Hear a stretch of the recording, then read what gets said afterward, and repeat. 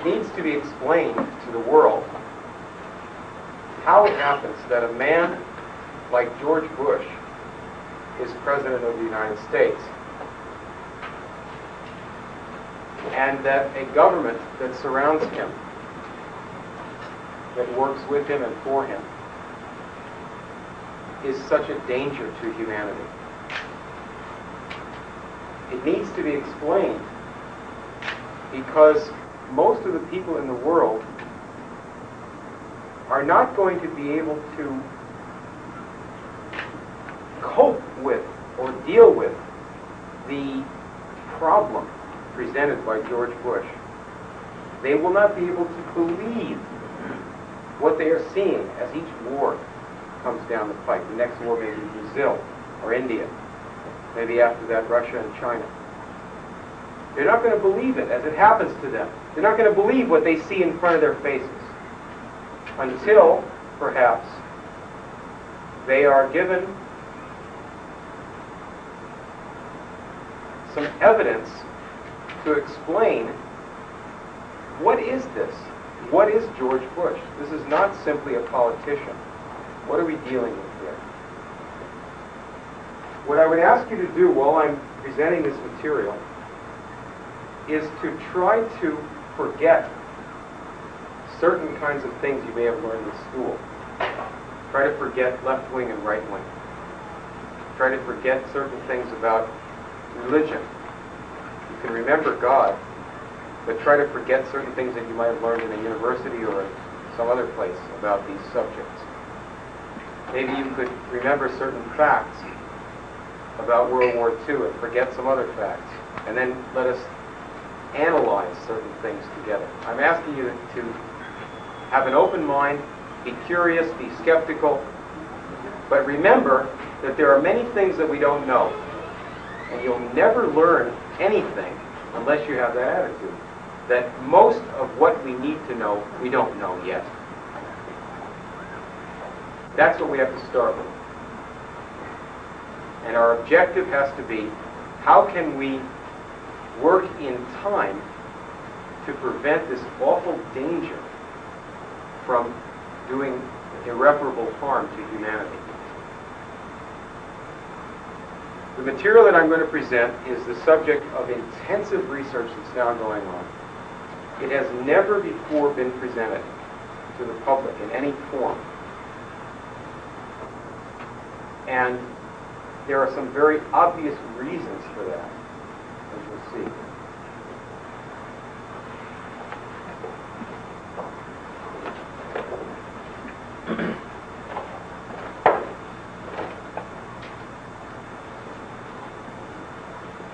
In 1942, while the United States was engaged in World War II, the United States government, under the authority of the Trading with the Enemy Act, issued several orders seizing institutions in the United States, seizing property that was owned by Nazis and fascists in Europe. One of the important organizations that the United States government seized and closed was called the Union Banking Corporation, located at 39 Broadway, New York City. Prescott S. Bush, the father of President George Bush, was at that time a director and, on paper, an owner of the Union Banking Corporation. And as the government pointed out in its investigatory report on the Union Banking Corporation, Mr. Bush Sr. and others in this organization were only holding their shares in this bank on behalf of the real owners, the Thyssen family of Nazi Germany. This bank was the New York banking organization for what was known as the German Steel Trust throughout the period of the Hitler dictatorship until the United States government closed it down and took away Mr. Bush's property. Another organization that was seized was called the Hamburg America Line, a steamship company, which in the 1920s and early 30s was the largest private steamship company in the world. I have the order numbers and the dates that the government seized these organizations, seized the property. Another one was called Silesian American Corporation. All of these were Nazi-owned companies that the Bush family was deeply, deeply involved in. In fact, the family of President George Bush made their money principally in the development of the Hitler government in Germany, in promoting that government into power, in running the industries that developed the weaponry for Hitler's army, and also, although you can't say they made their money this way, playing an important role in promoting the racialistic philosophy and propaganda, shall we say, it's not philosophy, that was used by the Nazis in the 1930s and 1940s. That's the background of the Bush family. I'm going to do this in a very systematic way. What I want to do is put up was a man from St. Louis named George Herbert Walker. He was the son of a dry goods merchant, and Mr. Walker was educated in England and developed relationships to certain English aristocrats and got interested in horse racing and good breeding of people and horses. And he became very intimate with the J.P. Morgan banking organization. We'll go into that in a bit. He had a daughter named Dorothy Walker, and a son named George H. Walker Jr. Dorothy Walker married Prescott Bush, the father of the president. So Prescott and Dorothy Walker Bush had a son, the President of the United States. And his name is George Herbert Walker Bush, and he's named after George Herbert Walker, his grandfather, his mother's father. You can follow this chart by looking at the lines going down, which indicate children, and this squiggly line indicates a marriage. Prescott Bush and Dorothy Walker had, we'll mention these two children, George Bush, the president, and his brother, Prescott Bush Jr. He's recently been in the news for some rather strange operations in China and Japan. Maybe they were illegal. I haven't followed them very closely. Barbara Bush, the wife of the president, was originally named Barbara Pierce. She is supposed to be a descendant of the Pierce family of President Franklin Pierce, who I think was a rather poor president. And I wrote a few things about him in the book back there. But you can't blame the descendants for their ancestors. And people, whenever I say something about George Bush, people always say, "But I like Barbara." You know, which is largely irrelevant to anything. Whether you like somebody, don't like them, that's hardly the point. Barbara Bush, Barbara Pierce, has a brother named Scott Pierce. He was president of the E.F. Hutton brokerage house in the United States, and while he was president, they got pretty famous for laundering dope money. It was called the Pizza Connection. And they pleaded guilty to 2,000 felony counts of money laundering. But of course, he never went to jail, and he actually stayed in office as president for quite a long time of that company. He was formerly in the George H. Walker brokerage firm, started by Grandpa up here. you know, the Bush grandfather. So he was rather well connected. George Bush, the president, and his wife Barbara have, I have 3 of their sons up here. I don't remember how many there are, but these are 3 of them. One of them is named John Ellis Bush, Jeb for short. He's a political operative working in Latin America and Miami, Florida, with the Contras during the recent adventures. He's been a business partner of narcotics racketeers in Miami. He got into some trouble for that. His bank went bankrupt for that reason down there. But he's been very handy for George Bush on relations with Latin American political organizations. Then there's George Bush Jr., who has an organization in Texas specializing in massive investments in the Soviet Union and China. Finally, we'll mention Neil Malin Bush, who was involved in quite a bit of loan fraud. And he was scheduled to have dinner one night with a man named John Hinckley Jr., his close friend. But unfortunately, I think the night before the dinner, John Hinckley Jr. shot President Reagan, so they had to call off the dinner.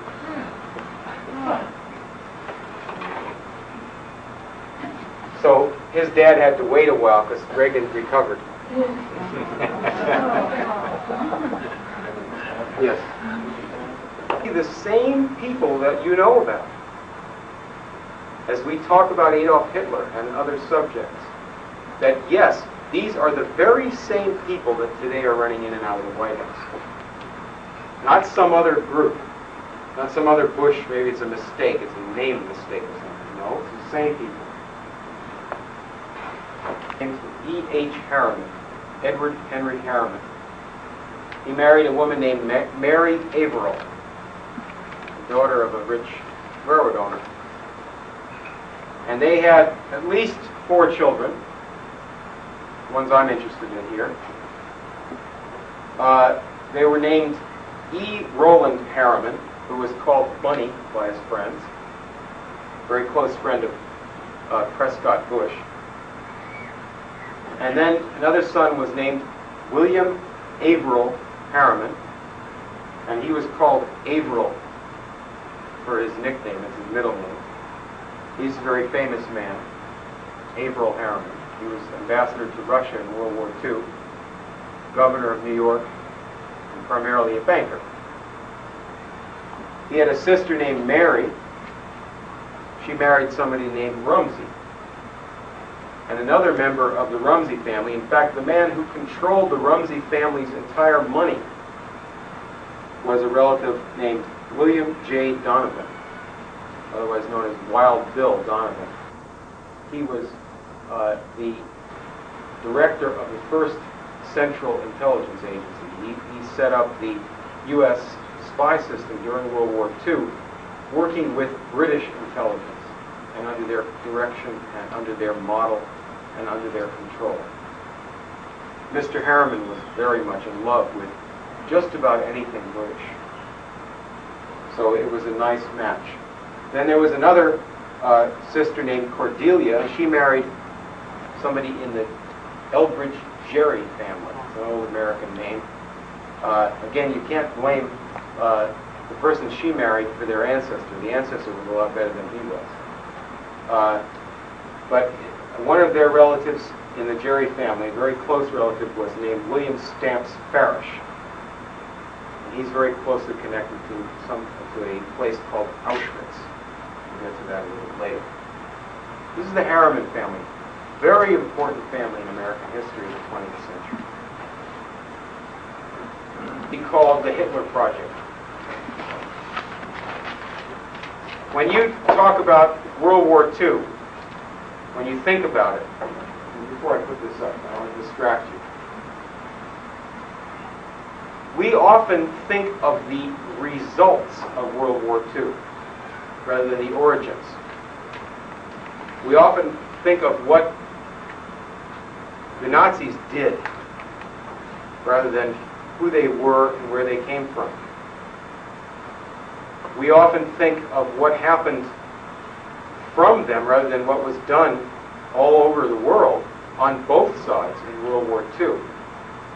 Many of these things are quite interesting. One thing that is almost never discussed, certainly not in public schools or in today's media, is how is it that Hitler and the Nazis became in control of Germany?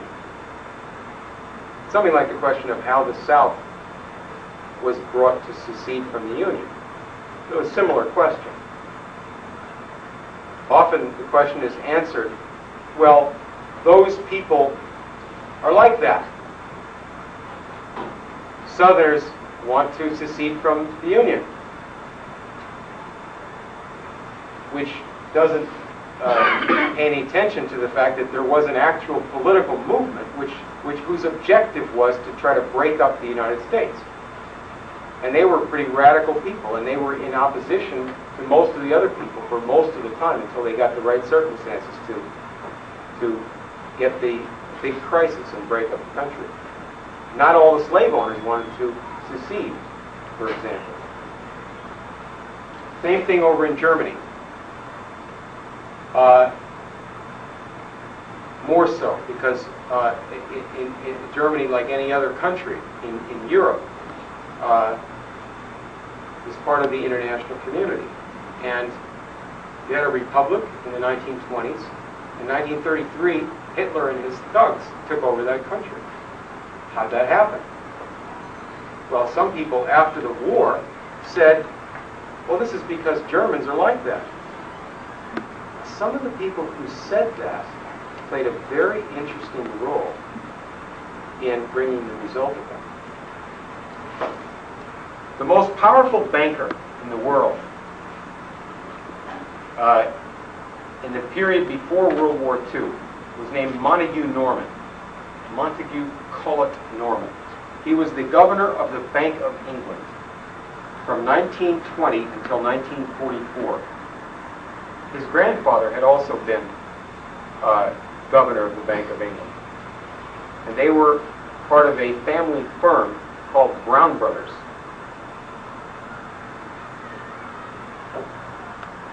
So Mr. Norman was the leading sponsor in parts of the world outside of Germany of Adolf Hitler. He was rather a fanatic on the subject. Just about everything he did for a period of 2 years leading up to Hitler's taking power was to arrange for Hitler and his thugs to seize power in Germany. Now remember, he's an Englishman, and he's the head of the Bank of England, and in a certain way the head of world banking. He had allies that he worked very closely with in different countries. I'll mention the ones in Britain first. The Morgan Bank, which in England is called Morgan Grenfell. The head partner was his old friend Teddy Grenfell, who used to be in the Brown Brothers firm with him. Another bank was called J. Henry Schroeder Bank. Two of the partners in that, Mr. Tierks and Baron Bruno Schroeder, were both in the Bank of England as well. And this is a German name. You can remember that, right? Schroeder. And that banking family was in Germany and England and the United States. Very handy. Brown Shipley was the English name for the Brown Brothers. Brown Brothers is one of these investment banks. That is, it's a group of people that close the door and make plans. Most of them bring a lot of grief, frankly. They don't build things usually. This particular company, Brown Brothers, operated in England and America, and they ran most of the cotton from the slave South into England. 75% of all slave cotton that was exported from the United States went out on their boats and through their credit. In fact, they controlled a lot of the slave owners directly. They had them in hock. You know what a slave owner is, right? He's a guy that sits on the porch and thinks he's a powerful man because he can kick somebody below him. But he's in debt. And there's a banker sitting off in London who's got a whole little empire that involves this thing. That's the Brown Brothers Company. Then there's a company called Vickers. They make battleships, machine guns, bombs, and the Bank of England and Norman organized that bank, reorganized that company, and started selling machine guns and tanks to the Nazis during the 1930s. All of these banks and companies were involved in supporting Hitler, supporting the movement to put Hitler into power. In Germany, the most important ally of Montague Norman was a man named Hjalmar Schacht, the head of the Reichsbank, the German National Bank. Hjalmar Schacht directly reported to Montague Norman all the time. He went to stay at his house, Thorpe Lodge, near London.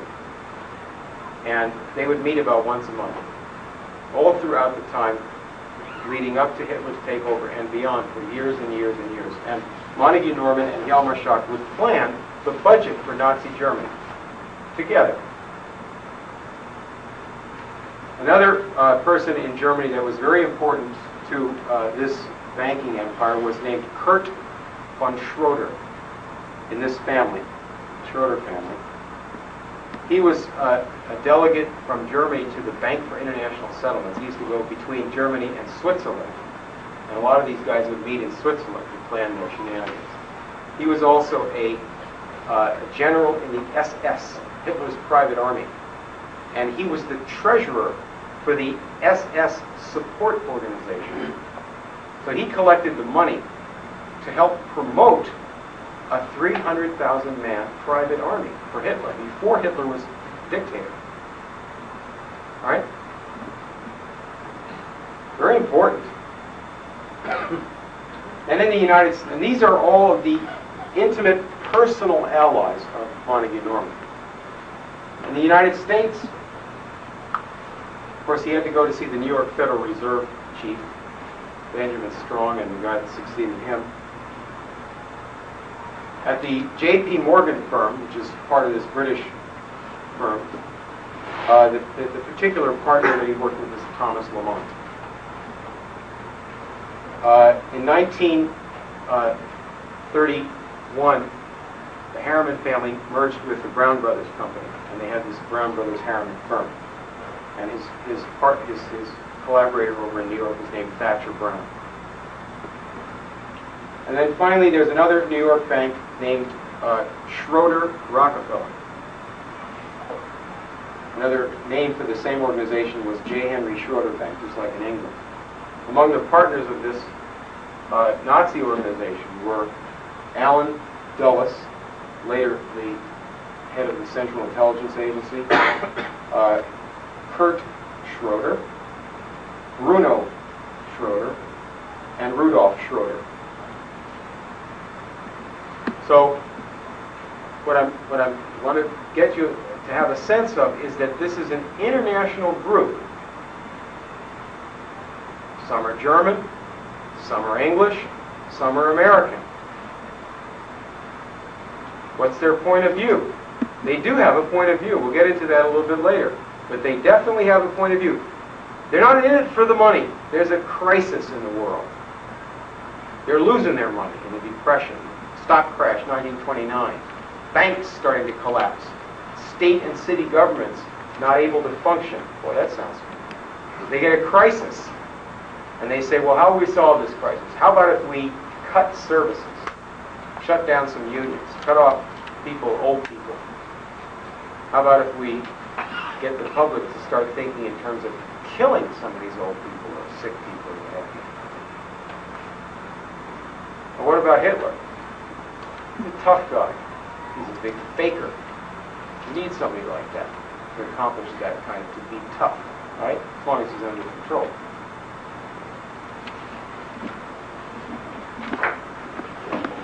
Enter the Bush family. I think I need you to help me hold this up. Maybe we could let's yeah, you could just put some tape up there.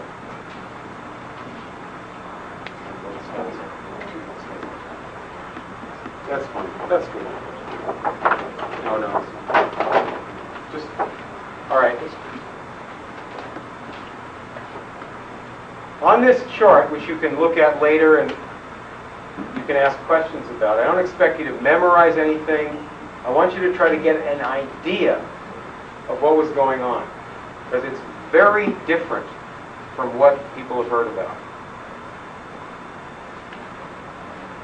In 1919, at the end of World War I, this guy from St. Louis, George Herbert Walker, set up a bank.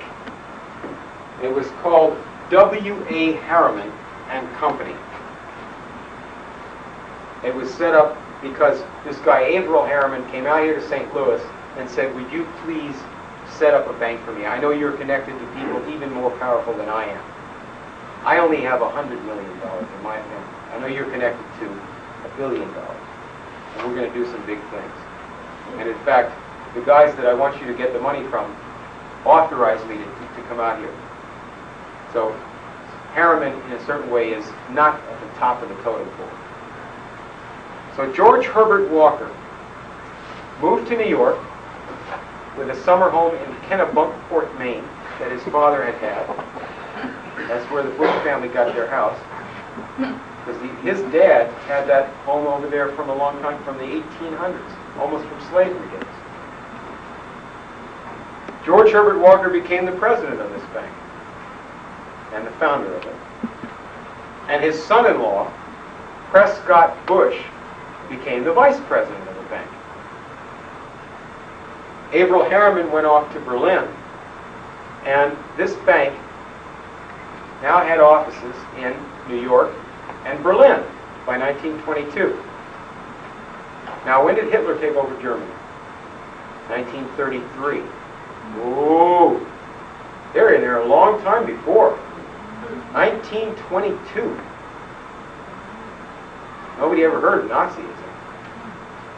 In fact, you know when Adolf Hitler first got into public notice? 1923. He staged a coup attempt. Right? It's called a putsch. Tried to take over the government. Pretty wild. It was financed by a man named Thyssen. He was a German steel manufacturer whose father and grandfather had actually built a good company. They had interesting, innovations and technology like Andrew Carnegie. But unfortunately, just like Carnegie, their organization ended up in the hands of some pretty rotten people, and they were thinking more in terms of how to cut off the heads of uppity workers than they were about how to make some new steel-making equipment. So, but this Fritz Thyssen gave money to Hitler back in 1923. Now, interestingly enough,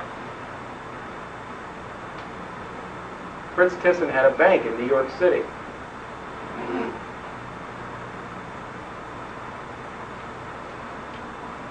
In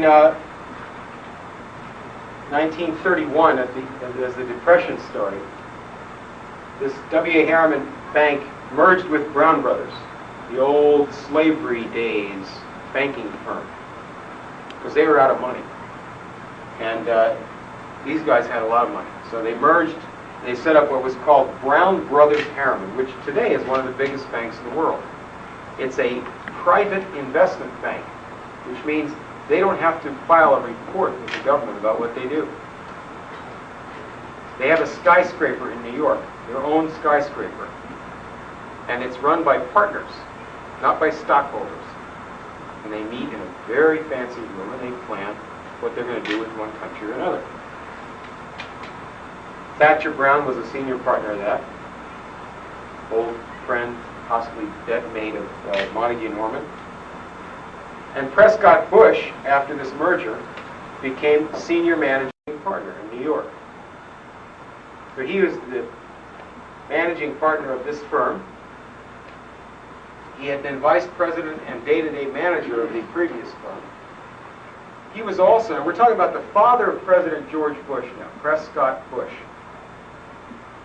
He was also the manager of the private investments for Averell Harriman and Roland Harriman, who were the owners of this firm. So he's a manager, partner. Really, he's kind of pathetic in a way because his father was a manufacturer, but they were not any multimillionaires. And he was trying to climb up in the world. And what happened to him? The Depression hit him. 1929 stock crash. By 1931, 32, he was wiped out. All his investments had failed. And he didn't have, a century of wealth behind him. Now, he may not have been hungry, like a lot of people were in the streets, but it ate on his mind. I'm not going to get to the top. What would he do to save himself?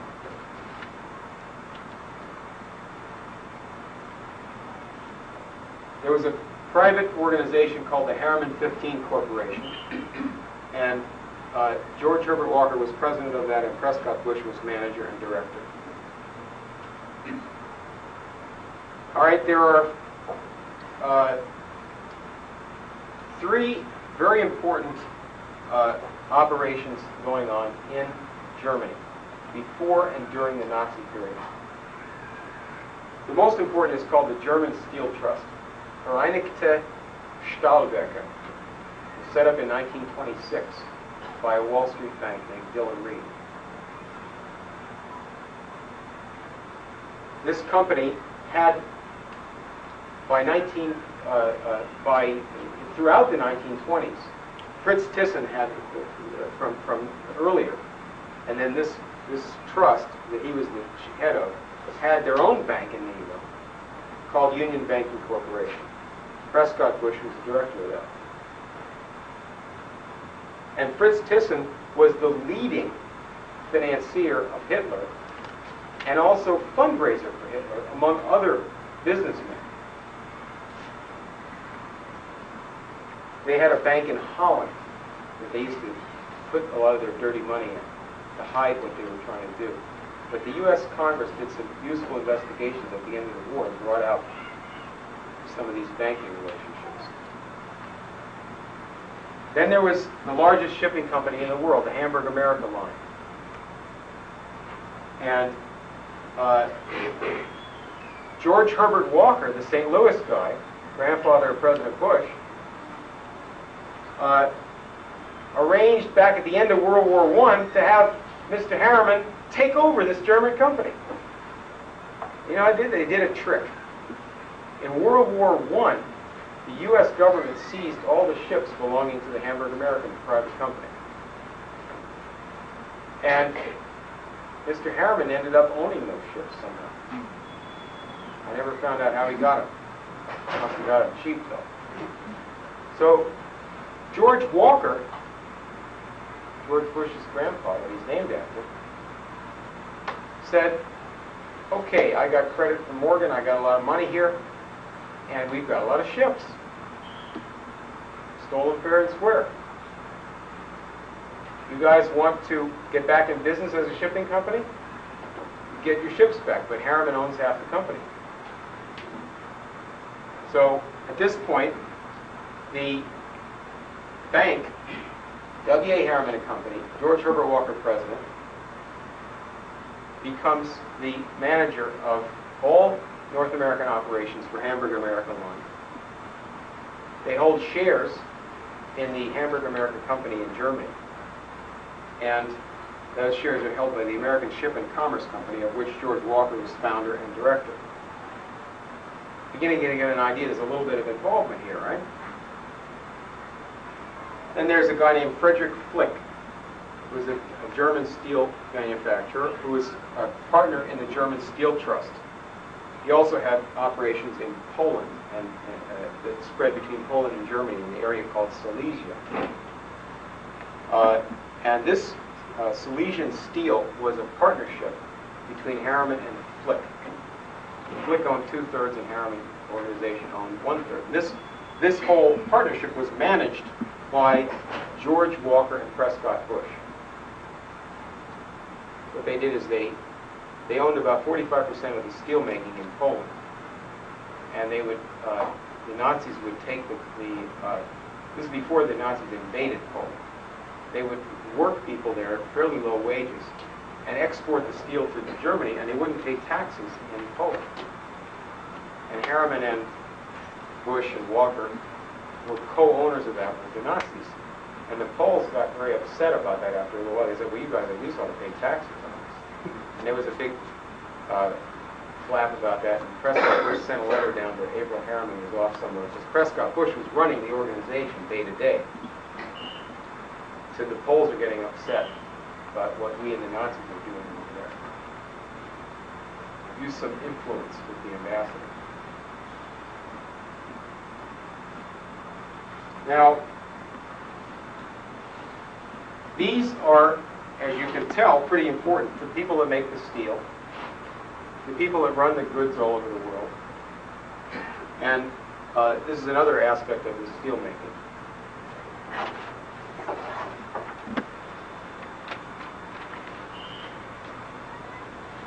This is the Steel Trust, the huge German conglomerate. Made steel, it made explosives. It made 35% of the explosives for Nazi Germany. The two most important day-to-day managers in New York, in terms of their finances, were Prescott Bush and a man named William H. Draper Jr. We'll discuss him later. Involved in this steel trust were Fritz Thyssen, Frederick Flick, and Kurt Schroeder. This is the old SS general. And this fellow, Kurt Schroeder, set up the meeting along with Hjalmar Schacht in 1933, at which the then president of Germany agreed to bring in Adolf Hitler as chancellor. It's a very famous, tragic series of events. And this guy was like, along with Hjalmar Schacht, the final organizer of the Hitler government. But all these people are part of this steel trust. The Hamburg America line. Board member Alfred Vogler was also the chairman of the steel trust. He gave money to the SS and to the Nazi Party to help Hitler take over Germany. The president of the Hamburg America company that had originally agreed to let Harriman take it over, Wilhelm Kuno, gave money to the Nazi Party. And he gave money from his own funds and from the steamship company. Rudolf Schroeder, an intimate friend of Averell Harriman, who just before Hitler seized power in Germany, Mr. Rudolf Schroeder sent a letter to the Bush Bank in New York, John Brothers Harriman, saying, I'm sending my grandson over there. Will you give him a tour for old time's sake? He's parading through the offices in December 1932 as the lights start to go out all over Europe. Now this company, Hamburg America, did something which could be considered one of the great acts of treason in the 20th century. George Bush likes to talk about appeasement. Remember when he was about to go to war in Iraq? He said, we can't appease dictators. We learned that from what happened in the 1930s. There wasn't such a thing as appeasement. There was people who supported Hitlerism, and there were a lot of other people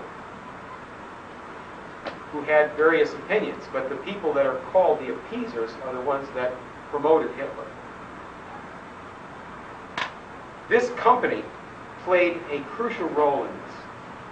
In 1932, Adolf Hitler, a gutter politician, with a lot of one-liners about race, had a very great asset if you're trying to take over a country. He had a private army of about 250,000 to 300,000 number. Actually, two groups called the SA and the SS. The U.S. ambassador, the U.S. embassy in Germany sent messages back to Washington talking about this situation. Of course, they knew a lot more than they're putting into these messages, but this is what we have available to look at. And they said that Hitler doing well in the elections and having this huge private army brings up the question of who's paying his bills. It's said that a Mr. Fritz Thyssen is putting up a lot of the money. Of course, they knew very well that Thyssen was putting up the money. I mean, this has been going on for 10 years.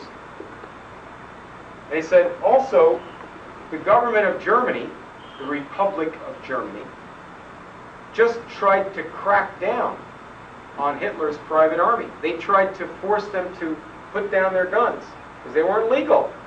You can't have a private army in opposition to the regular government of your country. A bunch of Nazi freaks running around with guns. And the government issued orders for the police and the army to go out to the Nazis, Nazi Party organization, and say, you people have to disband. You're an illegal organization. You can be in elections, but you can't have an army. It's not just a matter of having a private gun. It was an army in opposition to the principles of the state and of humanity. The Hamburg America Shipping Company financed a newspaper.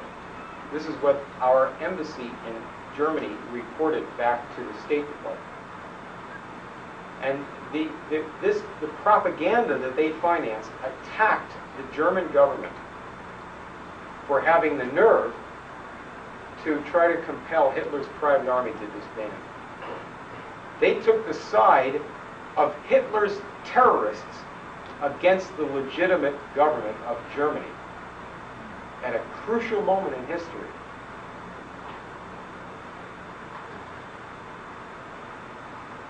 Now, these are some of the people who say that the German people are the ones, as a whole, as a people, as a race, as an ethnic group, are the ones that are solely responsible for what happened in World War II. A very interesting point of view put forward by some very interesting people who committed this very specific act of treason among others. It was an act of treason, in my estimation, against Germany and against the United States and against people of various races, including Jews and blacks and other people that became victimized by this process. A very, very dangerous thing they did.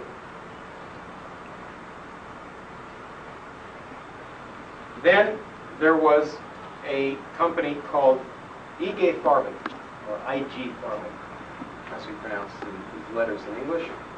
They were in a partnership called a cartel with an American company called Standard Oil of New Jersey, an oil company owned by the Rockefeller family. This partnership between this great chemical company and the Standard Oil company was to decide which nations in the world would produce what in the way of chemicals and gasoline. As if they were the United Nations, as a dictatorship with their own army, right? In fact, that's the first try at a world government, was having this deal with the Hitlerites. And one of the arrangements that they made was a series of patents using inventions that they were working on together, where they could make artificial gasoline out of coal. And the place that they set up to do this work was called Auschwitz. It was originally designed as a labor camp, a combination of a chemical company and a oil company, right? You get the connection? You take coal and do chemical processes to get gasoline out of it instead of having to pump oil, which didn't exist in Germany. But Standard Oil had different connections in Texas and elsewhere, right? So the two of them worked together. Not just to make money. Slaves don't make you as much money as skilled people do. But they don't usually raise much of a fuss. Attitude they had. The chairman of the Standard Oil Company of Germany, that is the German subsidiary, working in Nazi Germany, was named Emil Helfferich. Strangely enough, he was also the chairman of the Hamburg America Company. So he was the employee of Prescott Bush, as well as the chairman of Standard Oil, whose name is William Stamps Farish. There was a bank in Germany that was a principal financier for Harriman over there, named the Warburg Bank. Max Warburg, a famous Jewish man, was the head of that bank. He was in favor of imperialism. His idea was that Britain and Germany should work together under the British system. He went to Africa and had conferences with Lord Milner, the head of the Round Table Group in England. And his point of view was rather at odds with the way of thinking of most of the middle class or lower class Jewish people over there in Germany and certainly in Poland and Russia and places where they ended up getting slaughtered by these terrorists. Mr. Warburg, in fact, believed in eugenics and other similar philosophies, which I'll get to in a minute. He was, his family were in New York City where they controlled a bank called Kuhn Loeb, which had helped finance E.H. Harriman to take over Union Pacific Railroad. So they were quite important politically. They were tied into this British aristocracy and Montague Norman. The Warburgs were on the board of E.G. Farben Company that, with the SS, eventually turned Auschwitz into a death camp. By that time, Warburg had been kicked out of the country because he was Jewish. And they were on the board of Harriman and Morgan Enterprises in New York City. They were promoting Nazism until it overran them.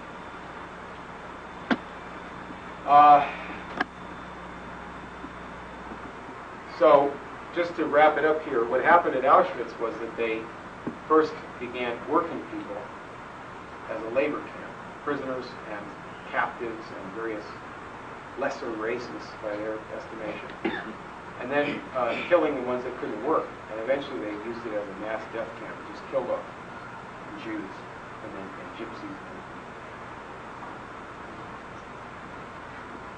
Perhaps the most important part of this is that these companies made the weapons.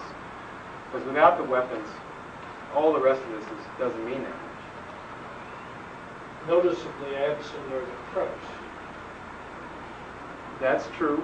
The Krupp enterprise in Germany was important in the production of weapons, and they also used mass slave labor. They were great beneficiaries for the most greedy, destructive ends of the Nazi system. The difficulty with Manchester's book about Krupp is that he has selected a family to discuss which played very little role in promoting Hitler in the first place. They're disgusting. Krupp had forgotten. I'm going to say something about Krupp a little bit later on. But I'm trying to concentrate on what happened something happened, something changed that had disastrous consequences.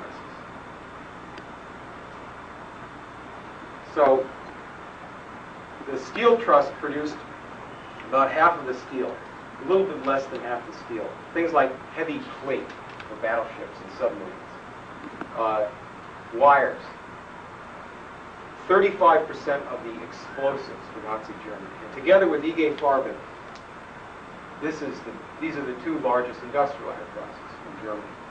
And then you've got Hamburg America, which is getting the money. It's very important. They're shipping goods all over, getting foreign currency. By the way, DuPont Company was part of this cartel. And they're involved a lot philosophically and everything. They just are not quite as high-ranking as Rockefeller.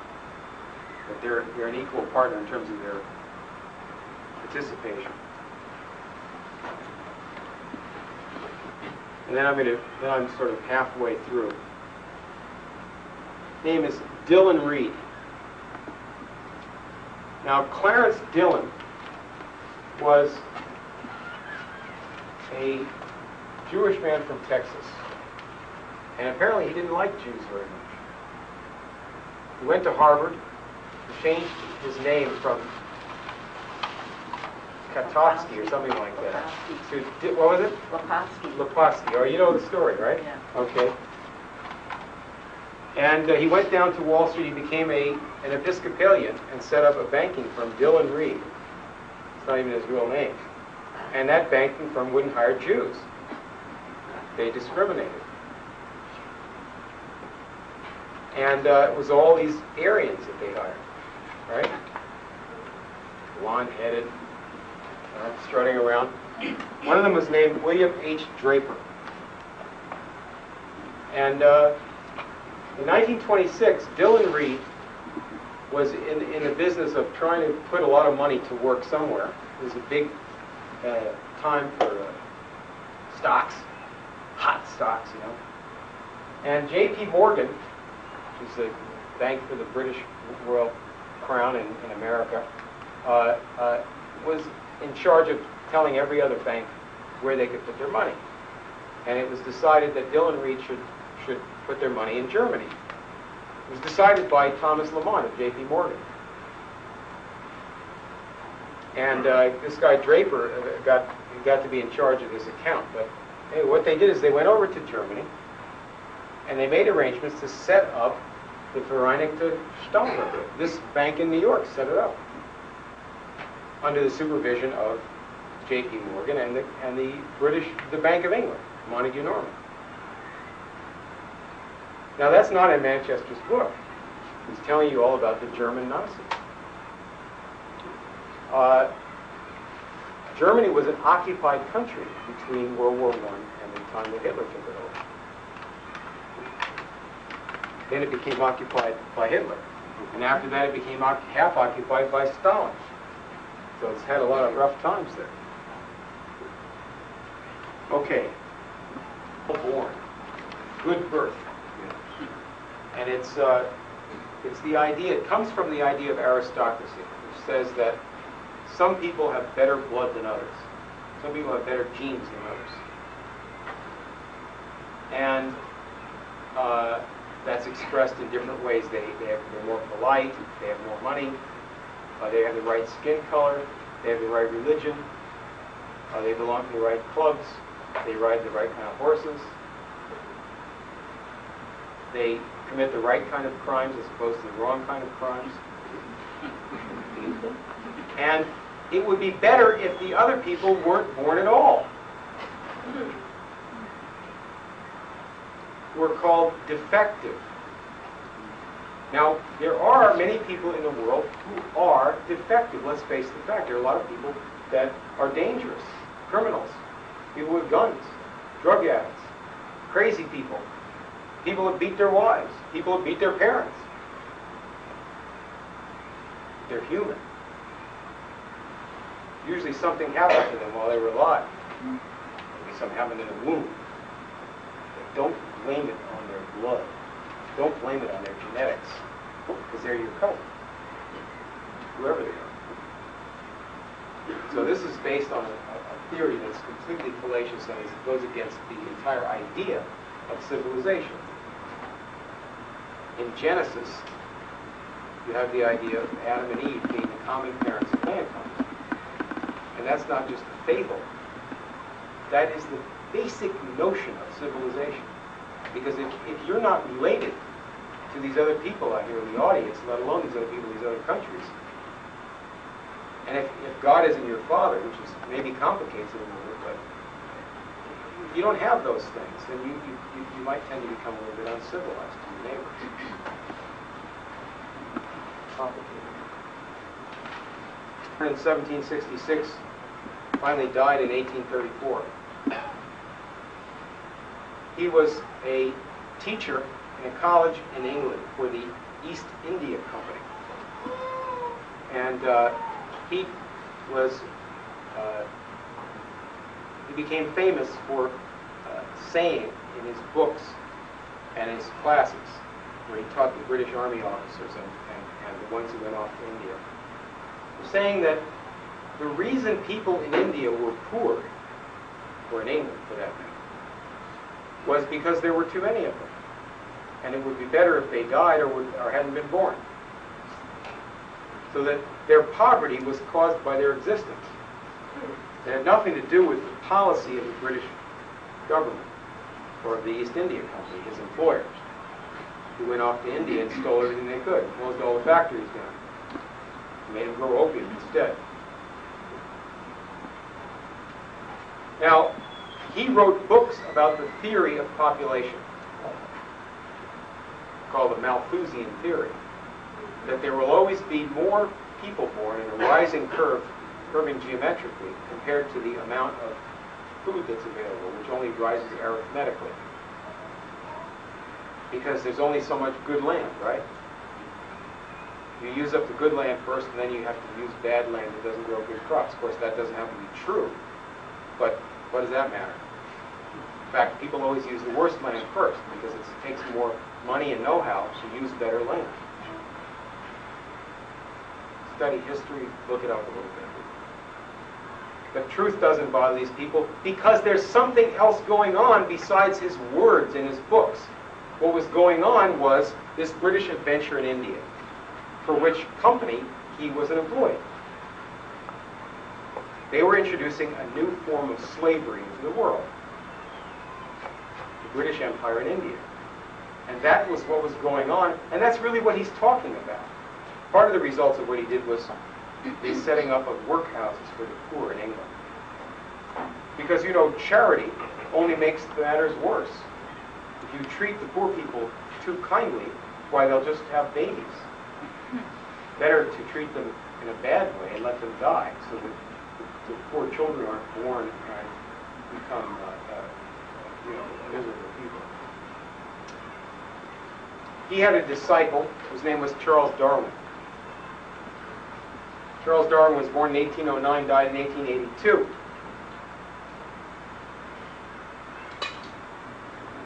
Now, we've all heard about Darwin in some way. Can anybody say what the name of his book, his famous book was? Origin of Species? Can anybody say the entire name of that book?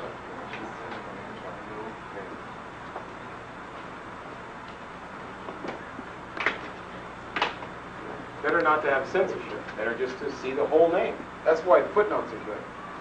You know, bibliographies, libraries are wonderful things.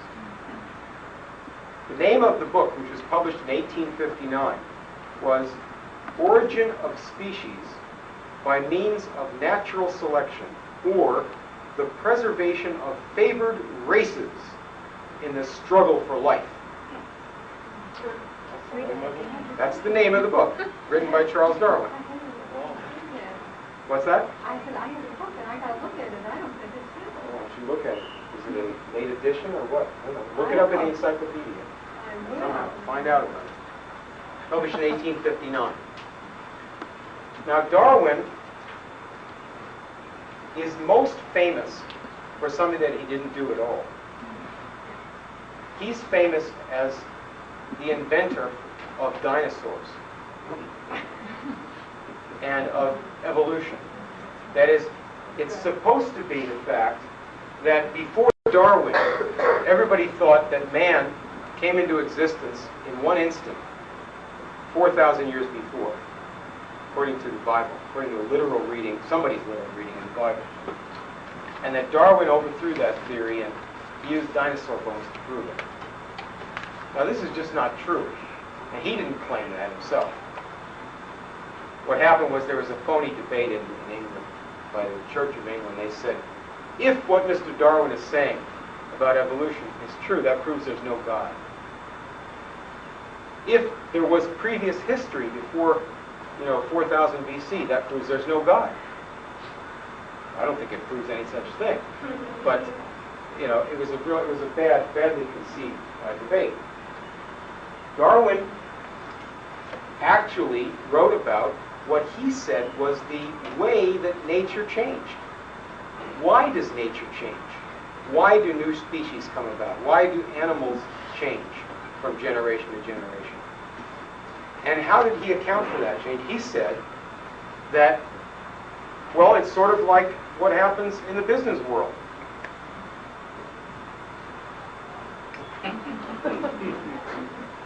The rich get richer and the poor get poorer. The rich animals succeed and the poor animals get crushed. And they get arrested and they die. But that's kind of stupid. That's not really a very scientific theory. He was taking British politics and putting that into natural science. That's not really a very scientific thing to do. It's easy to prove there were dinosaurs. And anybody who says that they weren't, or that they came from flying saucers or what have you, is not paying attention to what's being discussed. Darwin wrote his book after studying Malthus. And he said, Malthus has given me a great light. And he wrote his book in 1859 when there was one great subject before the world, and that subject was black chattel slavery.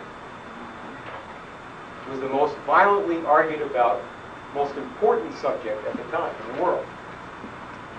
Because the following year, Abraham Lincoln would be elected president.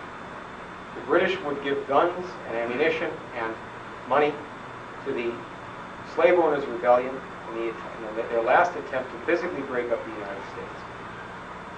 And the people who thought like Malthus in the world, like these old Dark Age creatures that wanted to have feudalism come back to the world, they preferred empires where people worked as serfs without thinking, and a few people sat in a banking office somewhere in a city off in another country.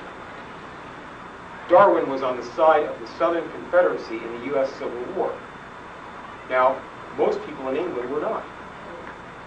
Common people, people that read books, people who didn't read books, worked in factories. They thought it was kind of ridiculous for the British government to be aiding Jefferson Davis in trying to break up the United States. What did the United States do to them? But Mr. Darwin was in favor of the Southern secession.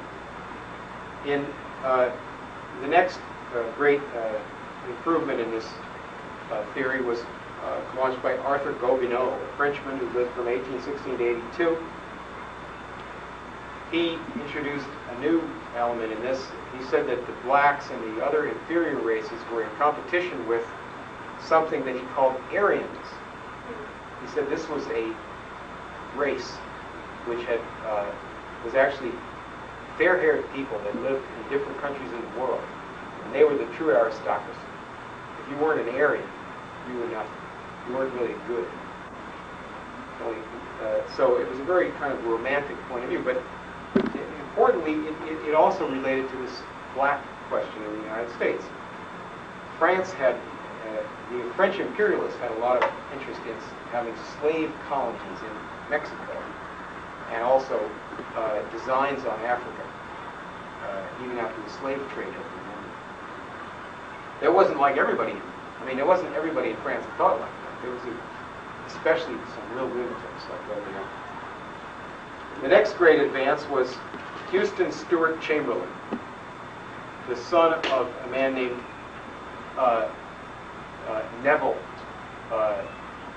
something Chamberlain. not the one that became prime minister, but it's the same family. This is a British fellow who lived from 1855 to 1927, and he married the composer Richard Wagner's daughter, and he loved things German. What do you mean by German? Well, he meant the gods that live in the forest, and that like to commit suicide among crashing cymbals, and that he thought that's what you should identify as German. Don't talk to me about Beethoven or Bach. You know. And he moved to Germany and became a German citizen. And he wrote a book about updating this Aryan idea. He said that Aryans have lived all throughout history. They're the real secret of history. Why the people in Egypt were really Aryans, and in Greece and in Rome. And the reason, you know why Egypt fell and Rome? You didn't know this, did you? The reason that these countries fell is that the wrong races crept in and took away the power of the Aryans. See? Right? So if St. Augustine was an African, he must have been an Aryan too, right? Of course, this fellow didn't really like St. Augustine. He was on the opposite camp. He's a pagan. These are neo-pagans, as they were called at the time. And he was the principal organizer of what was called the Pan-German movement, that all us German people should get together and act stupid. The fact that he was British and represented this British tradition, what did that have to do with anything? You know, the Prime Minister of England at the time. And the President of the United States, Theodore Roosevelt. Both of them were members of an organization started by Arthur Balfour called the Psychical Research Society, which believed in a very unusual form of life after death, which is ghosts, seances, and so forth. And they would practice seances. And usually this is a form of blackmail and cheap hoaxes and terrorism and stuff that's practiced on widows and so forth, you know, but it's also used by espionage agencies throughout time, and magicians and things like that. But they had this organization, which in my estimation is rather clearly a kind of a spy-group, British organization. What's their point of view? Death is going to save us. You can talk to people after they're dead. There'll be less people if there's more death. Balfour wrote a book saying we should have a world war, because that way America would join Britain, and this runaway civilization would be controlled. I have some quotes from Balfour in that book right there. They set up in England a laboratory called the Galton Laboratory. I spelled it wrong here. At London University. A U.S. agency of that group was set up in Long Island called the Eugenics Record Office. It was financed by the Harriman family, by Averell Harriman's mother, at the insistence of Averell Harriman's sister. It was also then later financed by the Rockefeller family. The long-term president of the office was an executive of J.P. Morgan, and also an explosives and chemical maker in the United States named Matheson. They formed an organization then in the United States called the American Eugenics Society, and it set up its headquarters at Yale University. And in the United States in the 20s and 30s, Yale University was the center of the fascist movement. Every aspect of fascism, of racial theories, of experimentation on prisoners, experiments in brainwashing, every kind of dehumanizing experience. For example, in psychology, there were many different schools of thought. Some people thought you should psychoanalyze somebody. I think some of them were fruitcakes. But these guys make them look like saints, because these guys at Yale, everything they did there in psychology was on the line of what happens if you hurt somebody? How are they going to react? Can you control somebody by hurting them? By making them fear? So,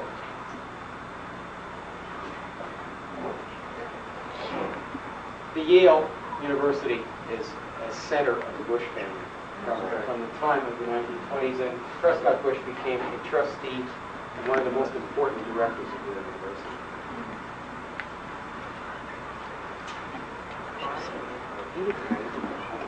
All right.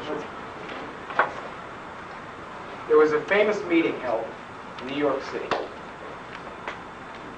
at the American Museum of Natural History. People been there before? You've seen that? It's you see dinosaur bones in there, and there's a statue of Teddy Roosevelt out front on a horse. At this meeting, people came from different parts of the world. Averell Harriman made an arrangement with the Prescott Bush steamship company that he owned, but Bush and Walker and these guys were the managers, to bring Germans over to New York for cheap rates to participate in this conference. And this was a meeting of the world leaders of eugenics.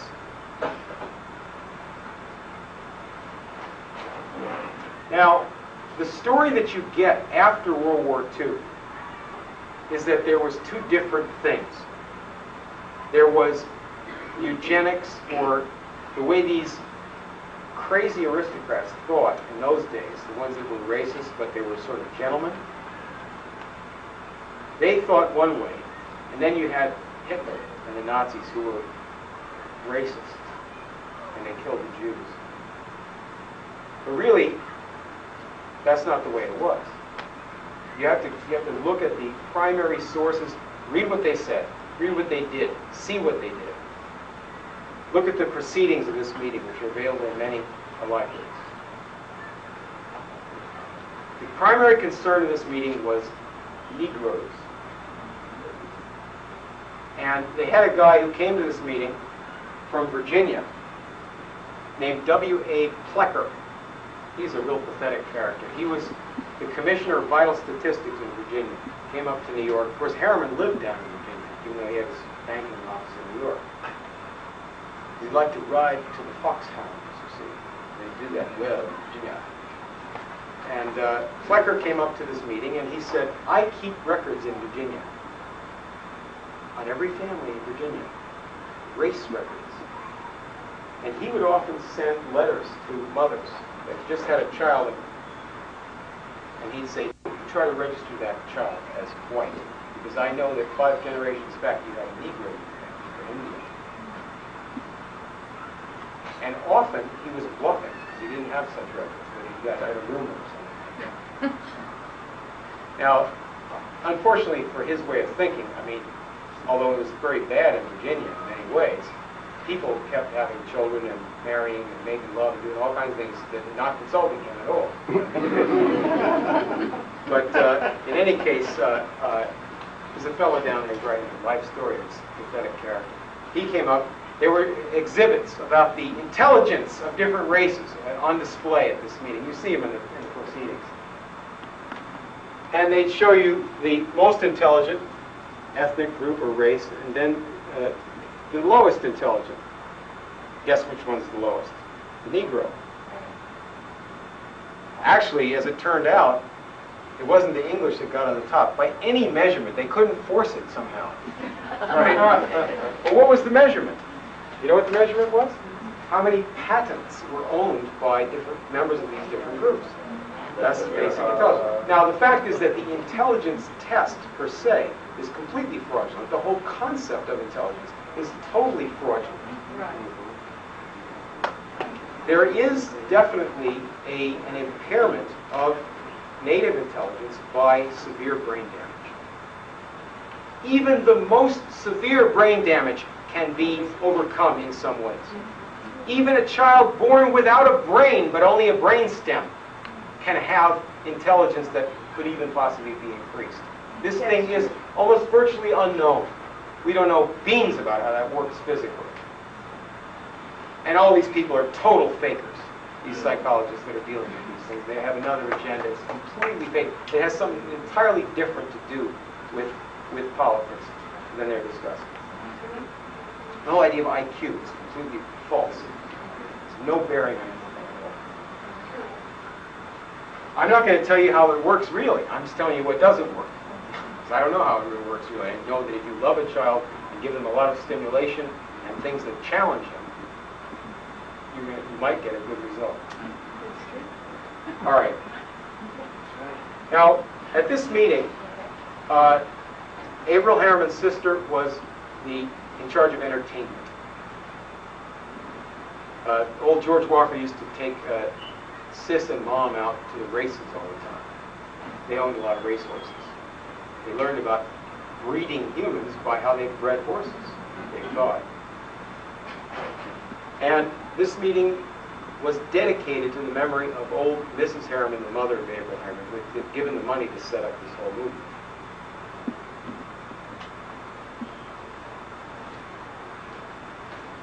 Mr. Draper came.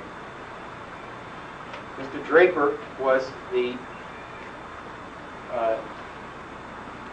owner of a company set up by Dillon Reed called German Credit and Investment. He was the other banker for Thyssen in New York City. He came to this meeting, and they elected at this meeting a man named Ernst Rudin from Germany to be the president of the World Federation of Eugenics Societies. He became their maximum leader. And of course they had people from the racial hygiene societies and the mental health societies. Mental health. Mental hygiene. Sterilize the ones that aren't mentally hygienic, so they won't have unhygienic children. Get it? So all these people were at this meeting. Rudin went back to Germany, and the next year he was asked by Hitler's interior minister, Wilhelm Frick, F-R-I-C-K, to create a new German race. Because, he said, the present German race is degenerate.